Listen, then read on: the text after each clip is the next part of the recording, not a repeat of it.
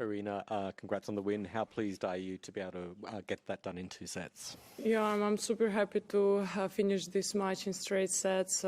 She played incredible tennis, especially in the second set, and I'm really happy I was able to turn around that set. Okay, questions? Thomas from the Danish news agency. You're meeting Clara Tolson next. How well do you know her, and what are your thoughts on her as a player? I mean, I think we never played against each other, but I saw her matches, and I think I'll just leave that part for my team to figure it. And we're definitely going to watch her game. And I know that she's a very aggressive player, serving well, hitting pretty heavy shots. So it's going to be a great battle. Really looking forward to face her for the first time. Charlie?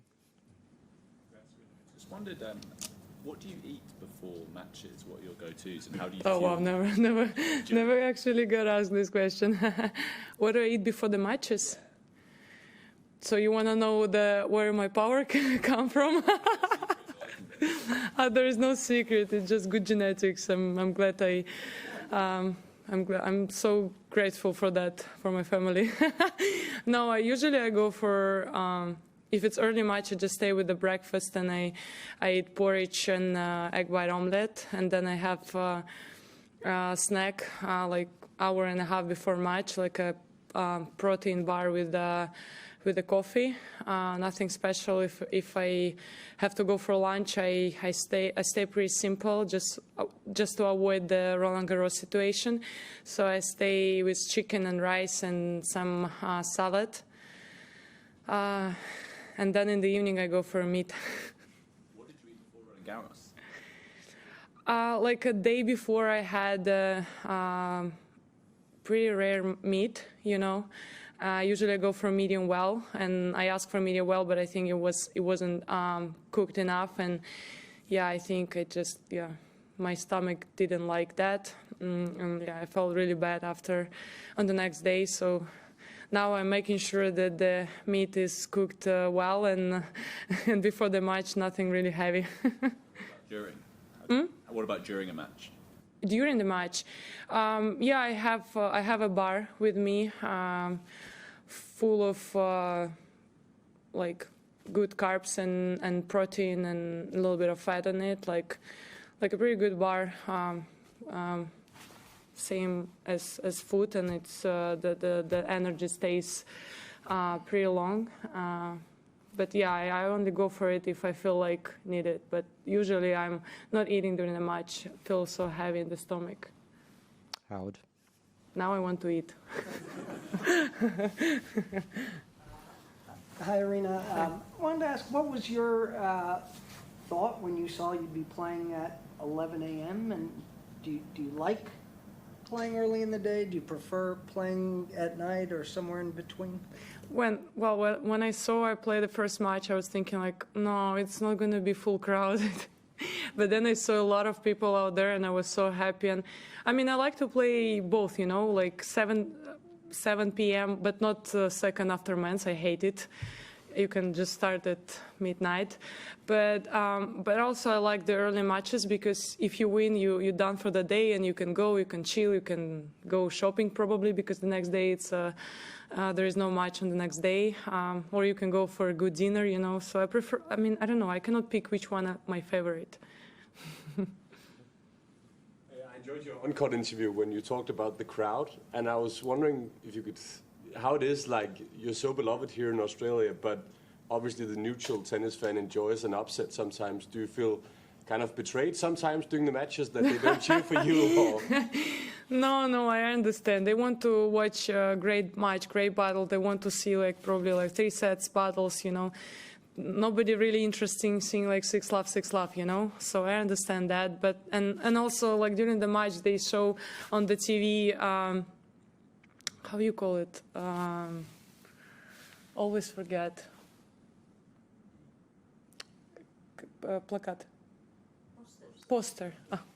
Thank you. Always forget this word. Posters with my name or drawing of the tiger, you know. So I feel the support anyways, and I understand that. But I hope the next match they're gonna cheer for me. Please, come on, guys. be some Danes also. They'll be against you. Yeah. It's okay. I got it. I got it. I have my team. I'm going to ask my team to scream as loud as possible. Okay, Howard, and then we'll come to you. Is there any, there are a lot of numbers in tennis, everything is tracked now. Are there any statistics or numbers that interest you that you will look at either after a match or over the course of a season to see how they're going for you? I mean, I like to see my serve percentage. I loved the statistic of my forehand at the US Open. I was like, okay, good to know. Speed, yeah, the speed of my forehand, the average speed. But usually I leave it for my team and then they correct it and then we practice some stuff. If something didn't work well and statistics wasn't on my side. But usually for me the most important is percentage on the first serve and first serve win and second serve win percentage. So mostly about the serve. Do you ever see a number and you think that can't be right, or it's very different from what your perception was or what you expected to see? I mean, of course, I expected to see 100% first serve and 100% win on the first serve, but, you know, usually it's not like that. Yeah, I mean, sometimes when I see that my first serve is pretty low, I try to adjust a little bit and go maybe not that full on the first serve just to get the percentage back and get the feeling back. But usually, you know, I'm just concentrating on myself during the match and not trying to overthink stuff, you know. Okay, we'll do a couple more in English. Right. Thank you.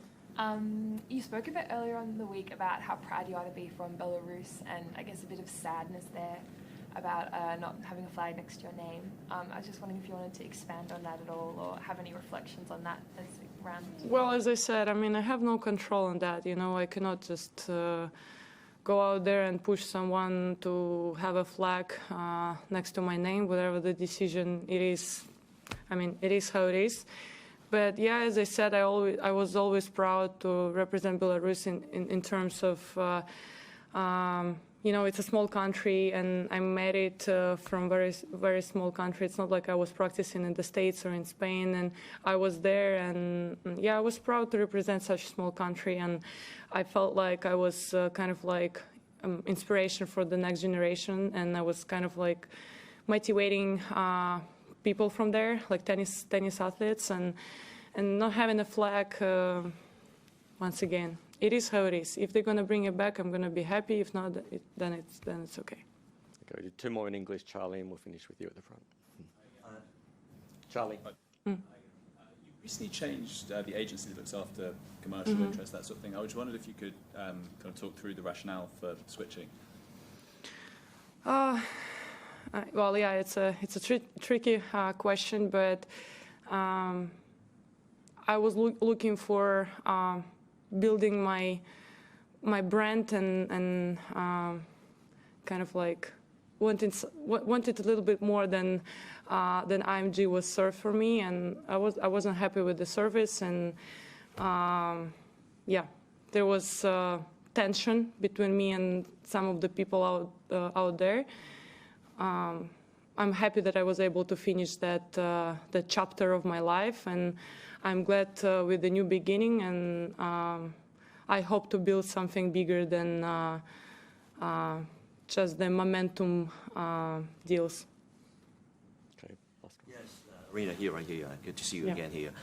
You need some stats, actually. Your second serve win was about 58%. Your fastest serve today is about 183 kilometers per hour. That must be really fascinating to you as well. My question is actually, you mentioned a couple of times that you won twice here already, well sought after, and you said the third title here in a row will be sweet, but it's not really something you think about. Step by step, you try to win more.